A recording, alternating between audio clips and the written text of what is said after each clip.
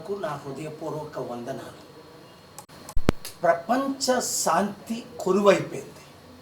ముఖ్యంగా నా ప్రియమైన తెలుగు మిత్రులకు 200 దేశాల్లో ఉన్న 15-16 కోట్ల తెలుగు మిత్రులకు, అలాగే రేపు దేశంలో ఉన్న రాజకీయ నాయకుల్ని ప్రపంచ శాంతి కొరకు నేనేం చేస్తున్నాను, మీరేం చేయాలి, ప్రజలందరూ ఏమి చేయాలి అన్న సబ్జెక్ట్ మీద రేపు నేను ఢిల్లీలో వీరందరినీ కలుస్తున్నాను.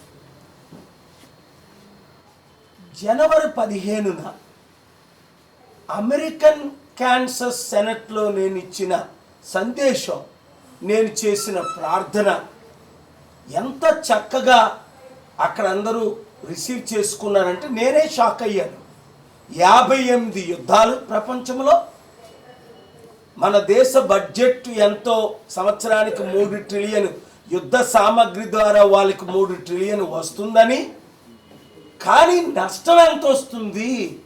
89 నుండి 4 ట్రిలియన్ అప్పు ఈరోజు దాదాపు 40 ట్రిలియన్ అయింది కదా. వారు చేసిన యుద్ధాల ద్వారా కోట్ల మంది చనిపోతున్నారు కదా. ప్రపంచంలో దాదాపు 850 కోట్లలో 200-300 కోట్లకి తిండేనా లేదు కదా. ఇన్ని కోట్లు యుద్ధ సామాగ్రి కొరకు ఖర్చు పెట్టి,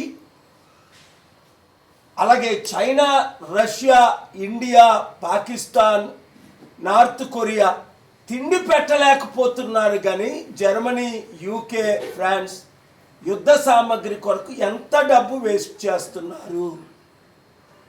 నేను శాంతి దూతగా ఉంటానని చెప్పి మాటిచ్చి కాలబేరం పెట్టుకున్న ట్రంప్కి మరలా నేను మద్దతు ఇచ్చి 2024లో ఇప్పుడు యుద్ధాలకి నాయకుడైన ప్రెసిడెంట్ అయ్యాడు.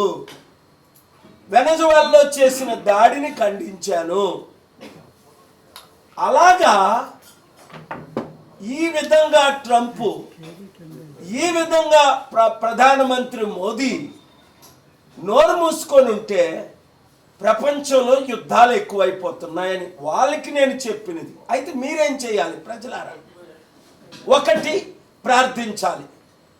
యుద్ధాలు ఆగాలని సరిపోదు ప్రార్థన మాత్రమే. అయితే 2, ప్రకటించాలి.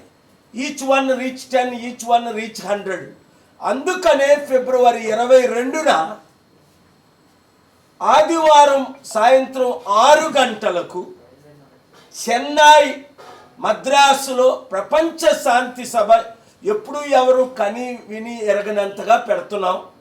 దానికి అన్ని పార్టీలు మద్దతు ఇస్తున్నాయి, పార్టీలకు, కులాలకు, మతాలకు అతీతంగా.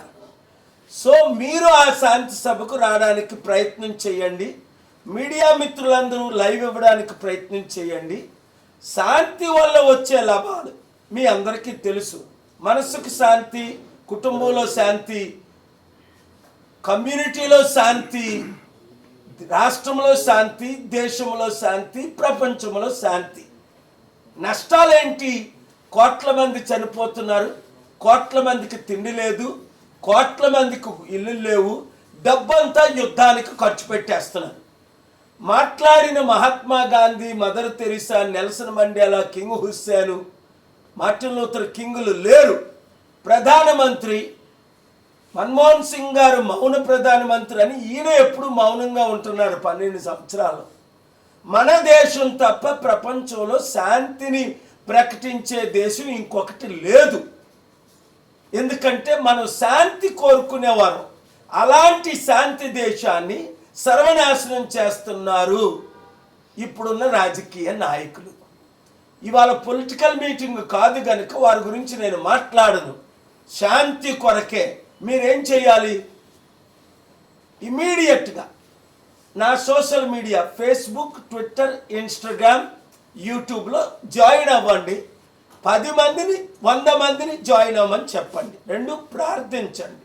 3, చెన్నై రండి. 4, ఒక గ్రూపులు పెట్టండి. మీ మందిరాల్లో, మీ మసీదుల్లో, మీ చర్చిల్లో, మీ సినగాగుల్లో గ్రూపులు ఏర్పాటు చేయండి. గ్రూపు పేరేంటి? సింపుల్గా శాంతి గ్రూప్ అంతే. పీస్ పార్ట్నర్స్ మీకు నచ్చిన పేరు పెట్టుకోండి. శాంతి కొరకు మీరు ఎన్నో అన్యాయాలు జరుగుతున్నాయి, ఎన్నో హత్యలు జరుగుతున్నాయి. నేను ఎయిర్పోర్ట్లో వచ్చినప్పుడు 400-500 మంది జగన్ వస్తున్నారని వెయిటింగ్ కొన్నారట. ఆ 400-500 మంది కూడా నన్ను గ్రీట్ చేసి నన్ను బయటకు రానివ్వలే, సెల్ఫీలు తీసుకుంటూ. అంటే అర్థం చేసుకోండి, జగన్ కొరకు వచ్చిన 400-500 మంది కూడా నా ఫాలోవర్సే.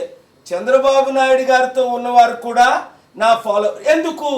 వారు శాంతి ఫాలోవర్స్ కాబట్టి.